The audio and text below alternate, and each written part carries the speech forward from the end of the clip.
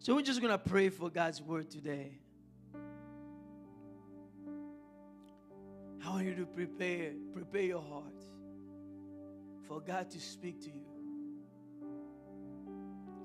Dear Holy Spirit, use my mouth as an instrument to speak to your people. Dear Holy Spirit, I ask that today your word is going to be released, that is going to change our lives. You send your word, and your word heal them. So, Father, I just pray that today, those who do not know you, they will know you today. And those who already know you, they're going to be reminded what it means to know Jesus Christ. Father, we give you praise and we give you honor in Jesus' name. Amen. Praise God. We're going to open our Bible in Matthew chapter 1, verse 21. We're starting with Matthew chapter 1, verse 21. Today is going to be a reminder for those who are believers, but also an encouragement for you to go and share Jesus. And those who do not know Christ, today you will leave this place by making a choice to follow him. The Bible says this in Matthew 1:21, and she will bring forth a son, and you shall call his name Jesus, for he will save his people from their sin. Jesus will save his people from their sin. Why was it important for Jesus to come to save us from sin? The Bible says that, in the beginning, our great-great-great-great-great-father, Adam and Eve, when they sinned, they gave all the authority to Satan. And we all were disconnected to the Lord. Everybody that is born a sinner. And Romans chapter 3, verse 23 says this, for all have sinned and fall short of the glory of God.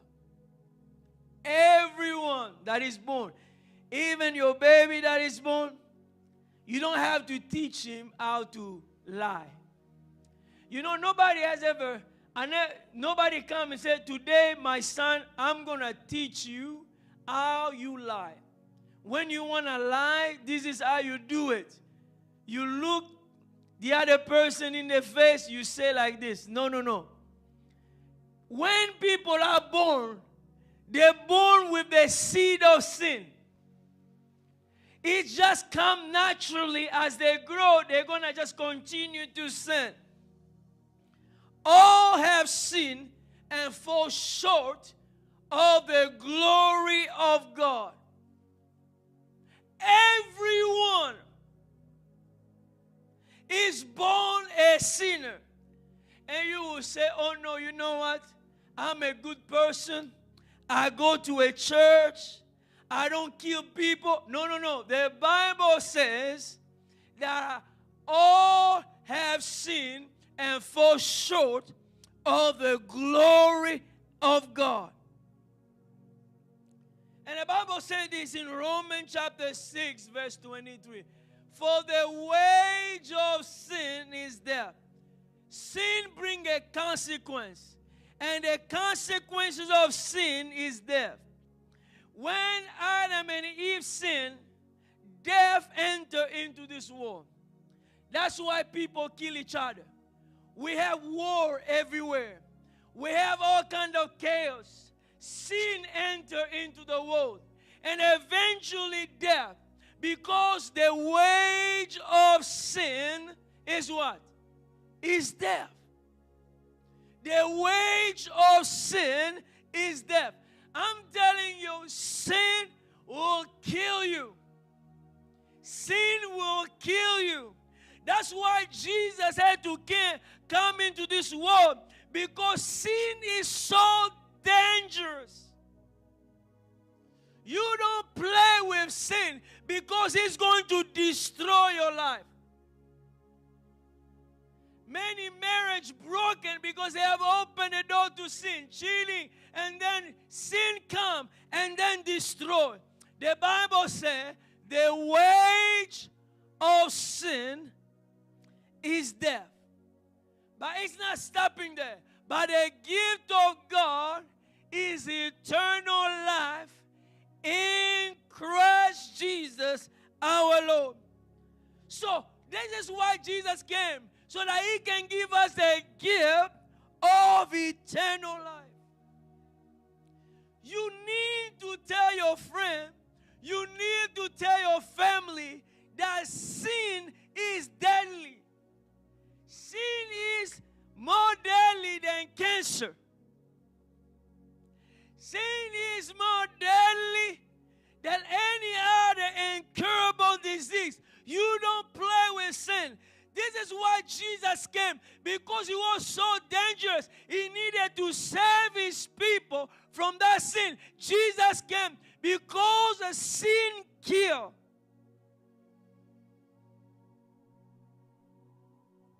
Romans 5:8 says, "But God demonstrated his own love toward us, in that while we were sinners, Christ died for us."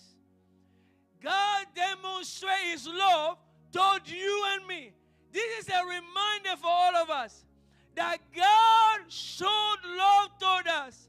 That while we were sinners, what happened? Jesus died for our sin. We have to remember this. Oh, Jesus, who never committed any sin, but he died for sinners like us. Sometimes we forget, but Jesus came and died for our sin. Jesus came and died for our sin.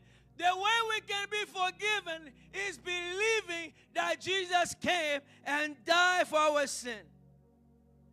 And as a result, if we confess our sin, the Bible says what? He is faithful and is just to forgive us. 1 John chapter 1 verse 9. That if we confess our sin, he is faithful and is just to forgive us. Sin destroyed. We need to confess. You know, people don't confess.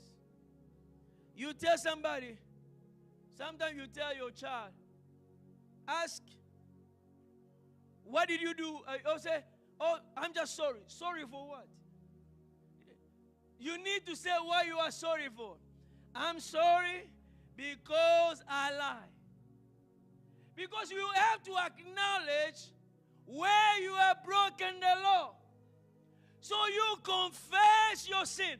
When you confess your sin, you will obtain forgiveness.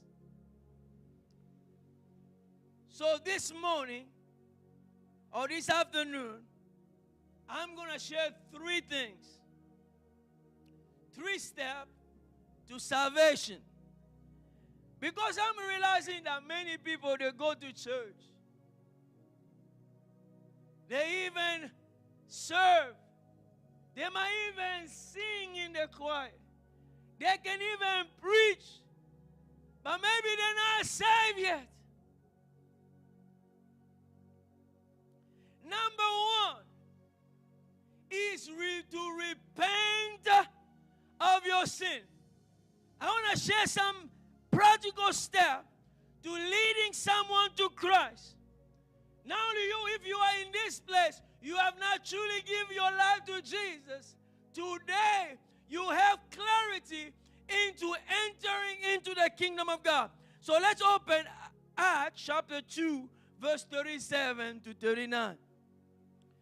Peter, on the day of Pentecost, and as the Holy Spirit came, there was a mighty rush, and there was a sound, and people came, and Peter started to preach the gospel. And when Peter started preaching the gospel, the word that pierced them, the Bible said here, Peter's, verse 37, Peter's word pierced their heart. And they said to him and to the other apostle, brother, what shall we do? What shall we do? What do we need to do to be saved? Here's the first thing that Peter told them. He said, repent of your sin and turn to God. Repent of your sin and do what? Turn to God. You need to repent. But what do you mean when you say repent? What does repent mean? The word repent means to change your mind or change your direction. You were going this way. You change your mind. No, this is not the right way. I'm going to go the other way. I'm changing my mind. I'm changing my direction. So, people need to repent of their sin. See, a lot of people are not repenting, are not turning from a different direction. They're not changing the direction. They are not truly repenting, changing their mind. Number one, you must repent of your sin. So today, if you have not done it, today, God is giving you a chance on this day to repent. Changing the way you are thinking and choosing to love Him with all your heart, with all your mind, with all your soul, with all your strength. Changing your mind. You know, many people, like I say, they go to church, but they're not saved. They never change the direction. Year after year. That's why they go back into the same things. There's never been true repentance. But today, God wants you to repent of your sin. God wants you to change the way you are thinking. They change your direction. I was going this direction, but I have learned the truth. Now, I'm going to change my direction and change my mind. You must repent.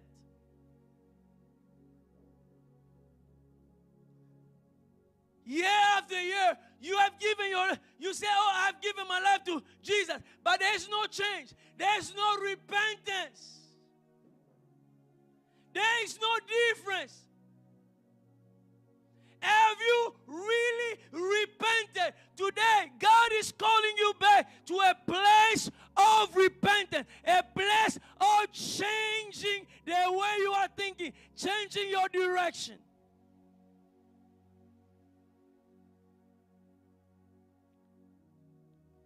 Number 2, we open in Romans 10, 9 to 10. The Bible says this, that if you confess with your mouth the Lord Jesus and believe in your heart that God raised Him from the dead, you will be saved. For with the heart one believes unto righteousness,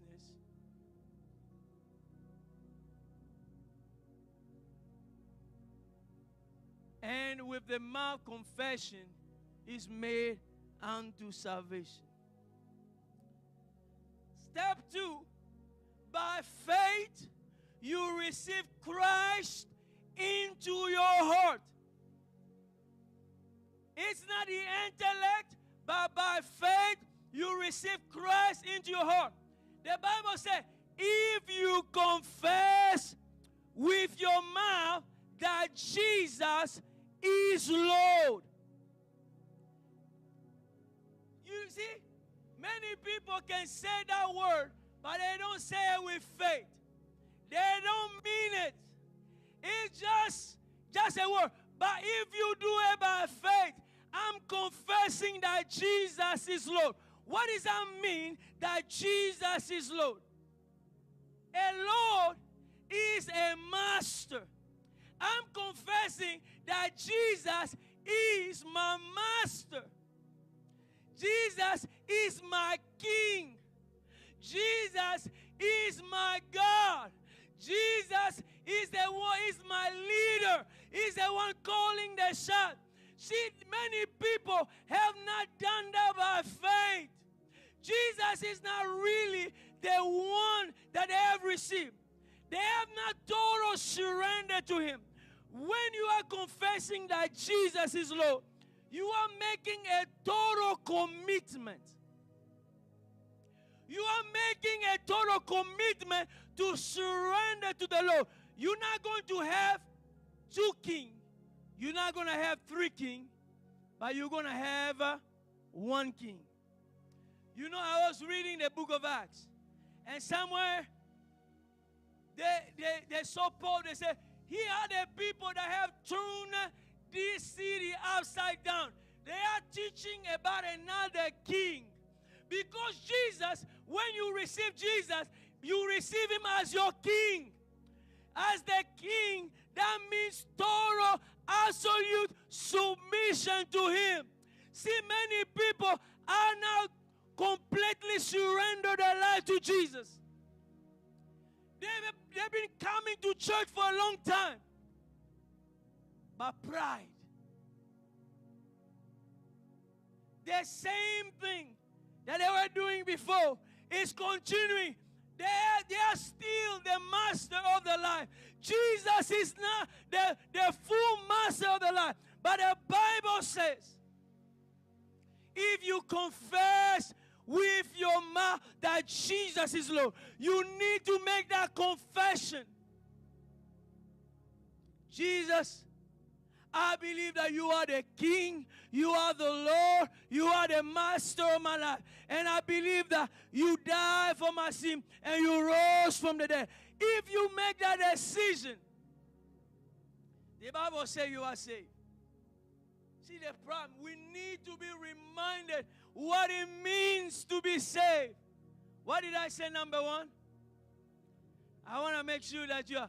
What, number two, what did I say? By faith we receive Him.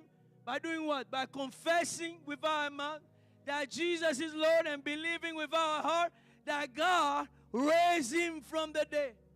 You're not making that declaration lightly. We need to help people understand. That's why we have people in churches, but they're not truly saved. Because Jesus is not the King of their life. Somebody else is leading their life. They are still the master of their life. Their flesh is the master. Their flesh do sexual immorality here, you go and do it.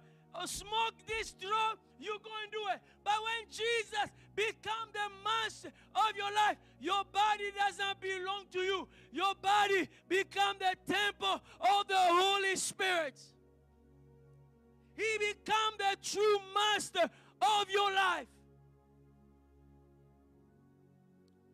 You need to receive Jesus. When Jesus, you confess Him as your Lord, you are saying, I'm going to trust in Jesus alone. I'm trusting in who? Jesus alone. I'm not trusting religion. Receiving Jesus is not receiving a religion or receiving a denomination, but it's receiving a person, putting your faith and your trust in a person. In my life, I'm going to trust Him. I don't want anybody to miss heaven. You might be in church for 50 years, 100 years, but you have maybe never understood about salvation. I don't want anybody to miss, but today you can call Jesus the true master and Lord of your life. You can make that confession with confidence and knowing that today, if I die, I'll be with the Lord. You receive Him by faith. You trust in Him. People need to see a difference that happened in your life. When you are receiving Jesus, number 3, you are going to follow Him. If you have received Him, by faith you have received Him, you're going to follow Him. You're going to become who? What we call them what? A disciple. You follow Him, you become a disciple. Do you know? When you are baptized, we say what? You dying with Christ, or you raised with Him. It's no longer you who live, but Christ lives inside of you. You following Jesus. He said, let's go left, we go left. Go right, you go right. You no longer control your life. Many people are still the God of their life.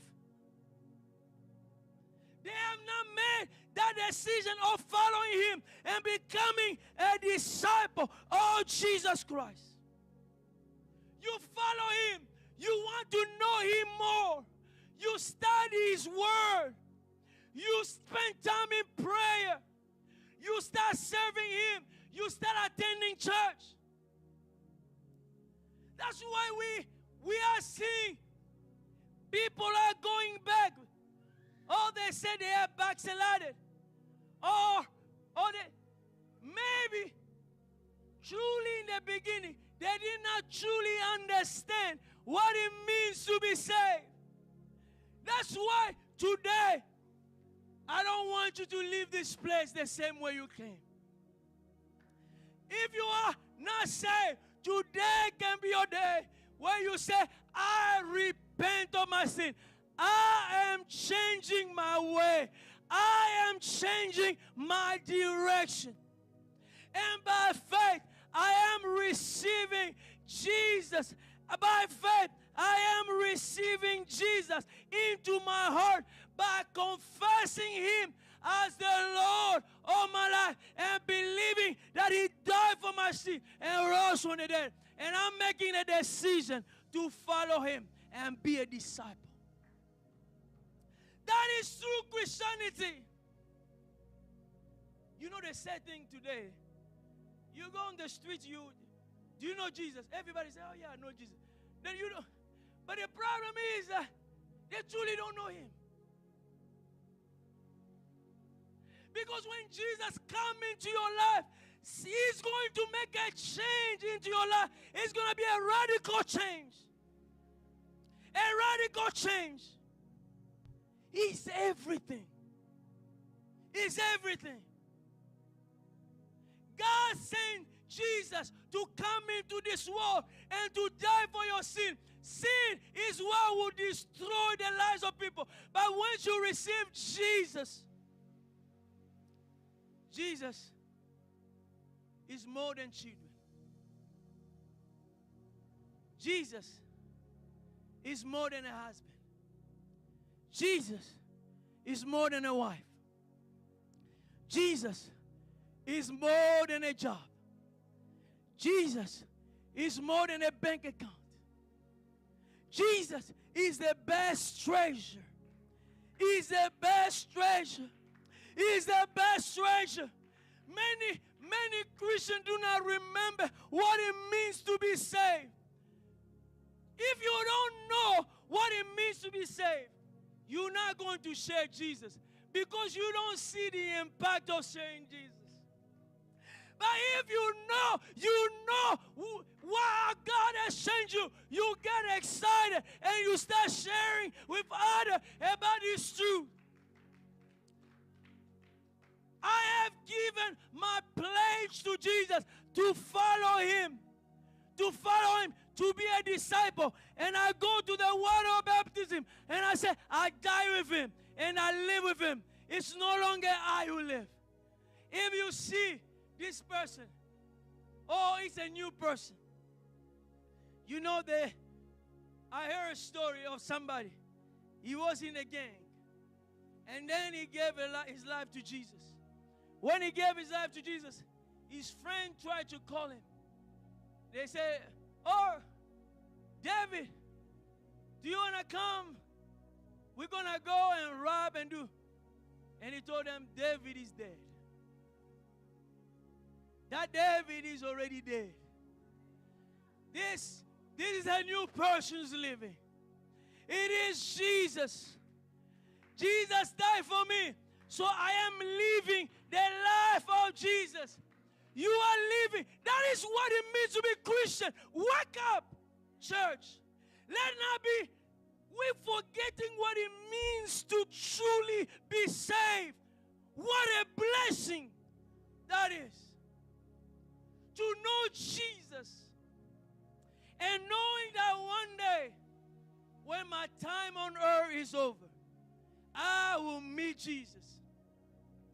You know, I heard a story. That story one time of two brothers. And those two brothers, they were twins.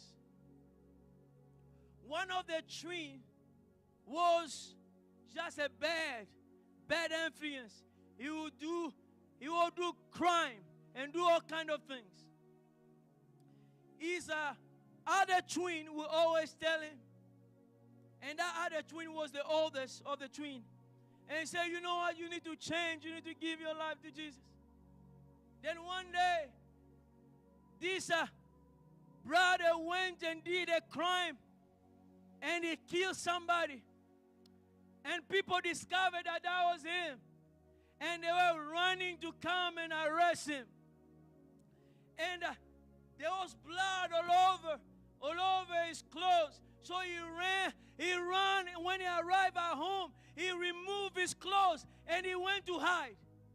His brother saw him running, and he came, he took the clothes that had all the blood, and he wear all the clothes. And all the people came, and they see him with the blood. Since they look alike, they say, this is the criminal. And then they took him to jail, and it was almost time to kill him for the crime. But before he died, he wrote a letter to his brother. He said this, I am dying your death, but I want you to live my life. I'm going to die your death, but I want you to live my life.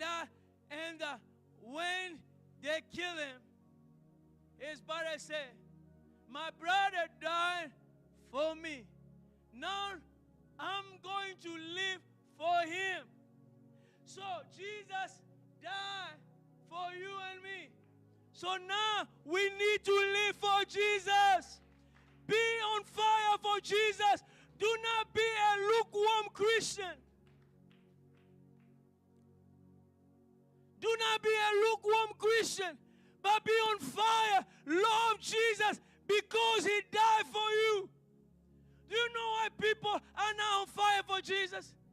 Because they never realized what Jesus did. Jesus paid a price for you and me.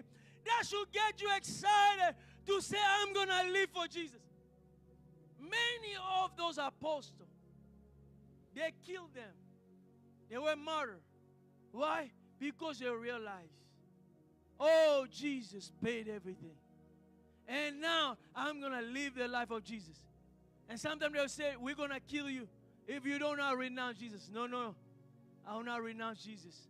I'll live for Jesus. That is true Christianity. Let not become comfortable. On this Christmas day, Christmas Sunday, Sunday before Christmas, we are remembering that Jesus came into this earth and died for our sin. As we're getting closer to the end, we're going to close our eyes. We close our eyes.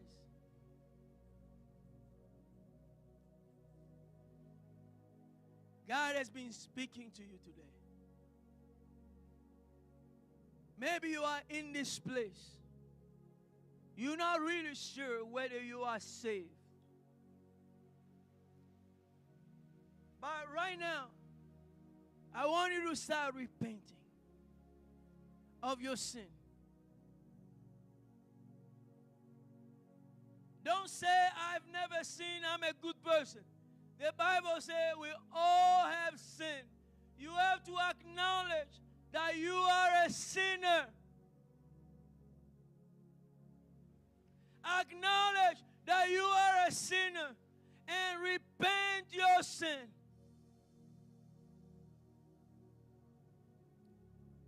And receive Jesus into your heart today by confessing Him as the Lord and Savior of your life. By believing that He died for your sin and rose from the dead. And make that commitment to follow Him, to be His disciple. It is said today, around the world,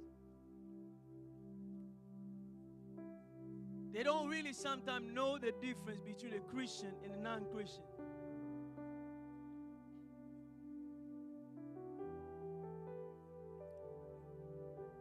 Even at your work, they don't even know whether you are Christian or not.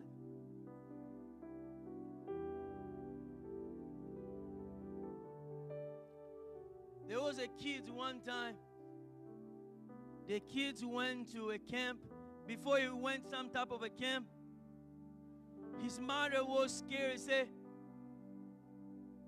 when he goes to the camp, he's a Christian, and the other kids are going to bully him because he's a Christian. And then these kids went to a camp. When he came back, so his mother was worried that maybe they have bullied his son. And he asked his son, how was the camp? He said, it was good. So they didn't do anything to you. He said, no, I did not even tell them that I'm a Christian. So he just acted like all the other kids. And that way he will just fit in. Especially this generation.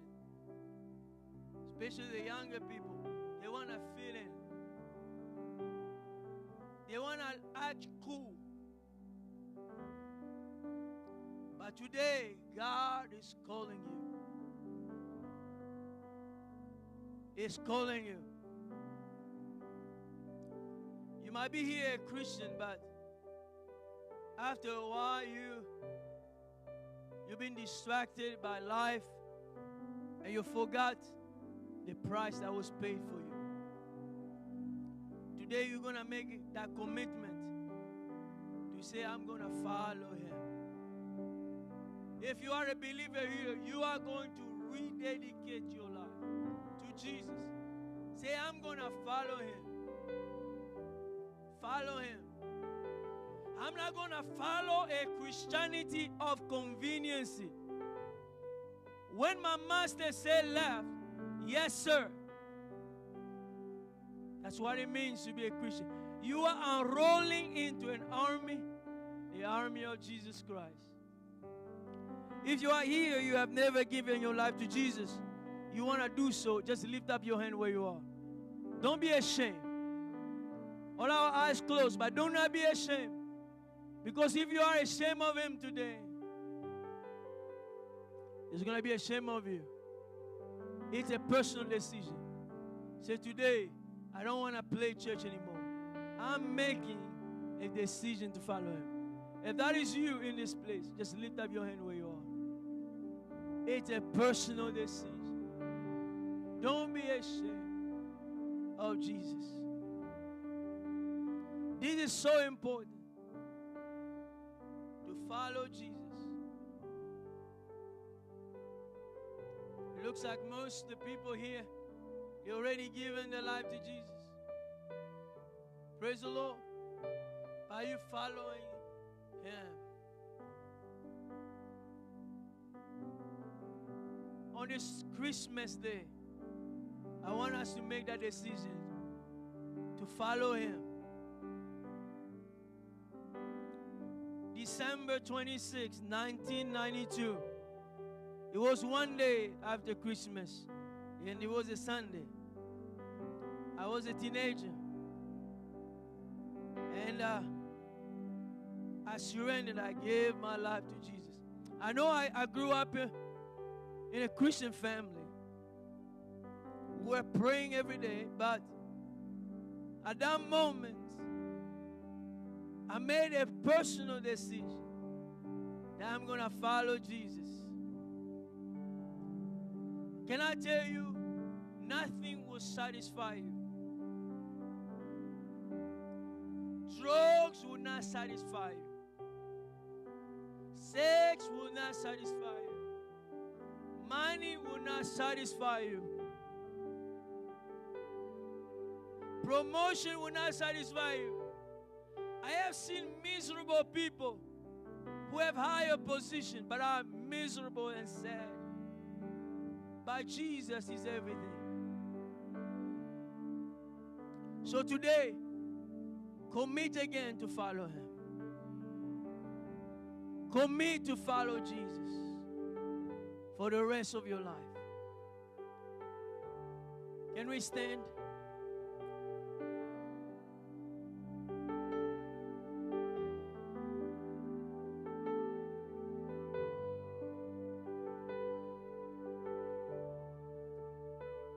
Committing to follow Him.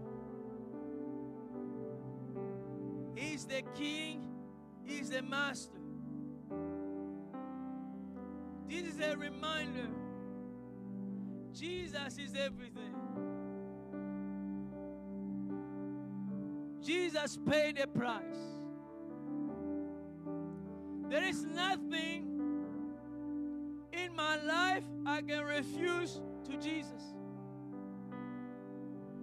He's everything. He paid a big price for me. So today, you can change the direction. You can change your mind. You can repent from your sin. You can receive Jesus into your heart by confessing Him as the Lord, the Savior of your life, and believing that He died for your sin and rose from the dead, and making that commitment to follow Him and be His disciple. It's a reminder for you. So this week, if you're already saved, you see a friend, would you share with them this good news? Share with somebody the good news. Call your friend. Tell them that Jesus died for them. They can have this eternal life also. When your time is up, you'll be with Jesus. You'll be with Jesus. He will wipe your tears. You'll be in His presence. Nothing can compare to be in the presence of our Lord Jesus Christ. We'll be singing. We'll be singing holy and holy and holy. Oh, we'll be in His presence forever. Make up your mind. just pray. Just take a minute to pray or thank Jesus for the life that He has given you. That one day you'll meet Him. Just spend 1 minute before we close here. Just gonna sing us one song. As I sing it, we just worship the Lord on this Christmas Sunday. Into your hands I commit again, with all I am for you, Lord. You hold my world in the palm of your hands, and I am yours forever. Into your hands I commit again, with all I am for you, Lord.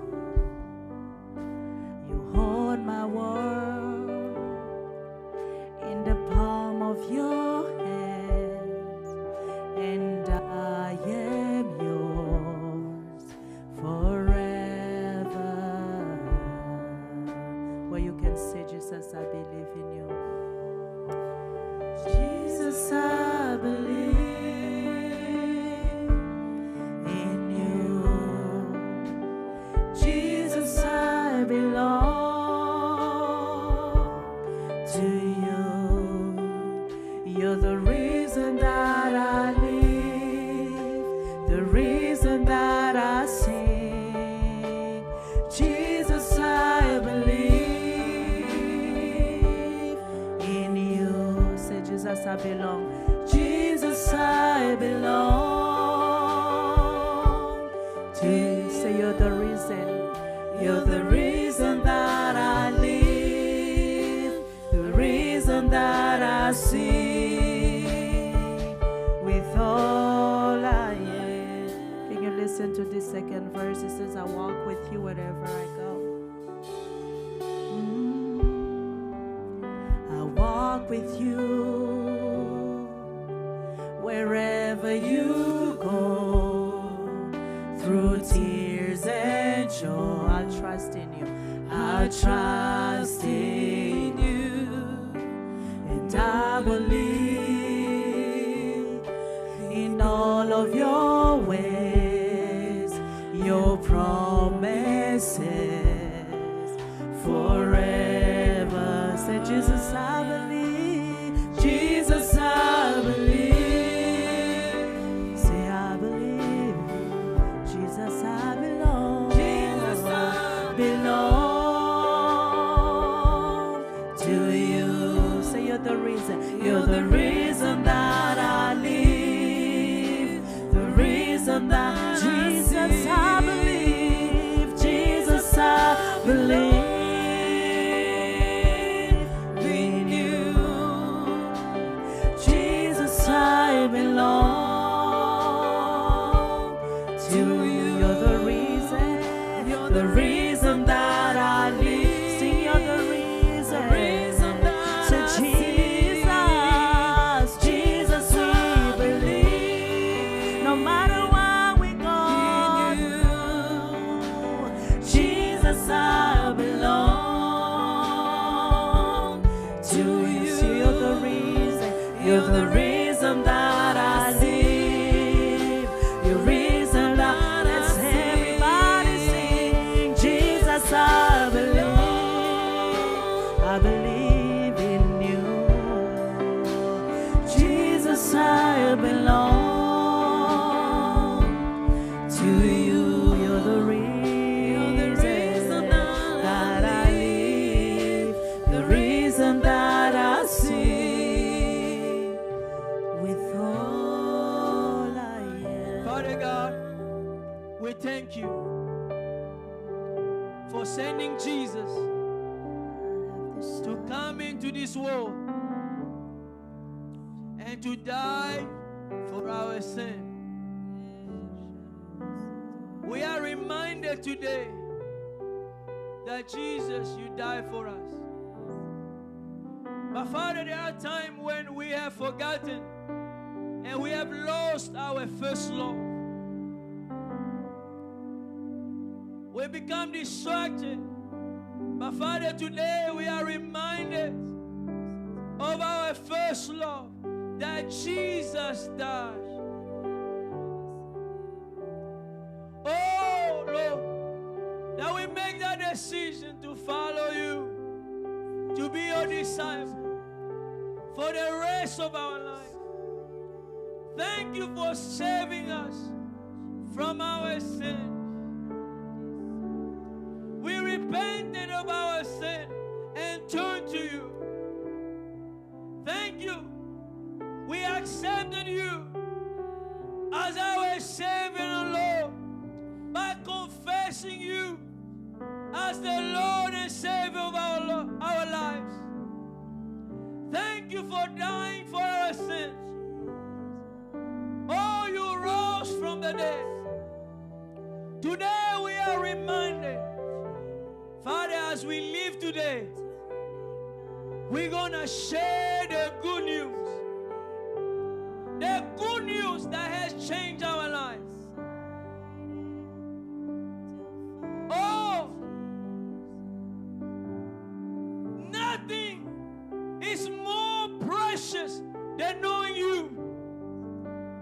Nothing is more precious than following you, Jesus. Today we are reminded why you came. On this Sunday we are reminded of the love of God.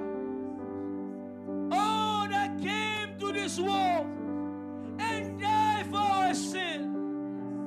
So we are grateful. So we can live, we can triumph because of what you have done. Thank you for your Spirit that lives in us. And we have decided to follow you. We will never turn back. We give you praise and we give you honor. In Jesus' name. Amen, amen, amen. God bless you. Have a wonderful Sunday. Greet one another and the worship team can continue. Can you sing this song as you greet your neighbors? Tell them you're not turning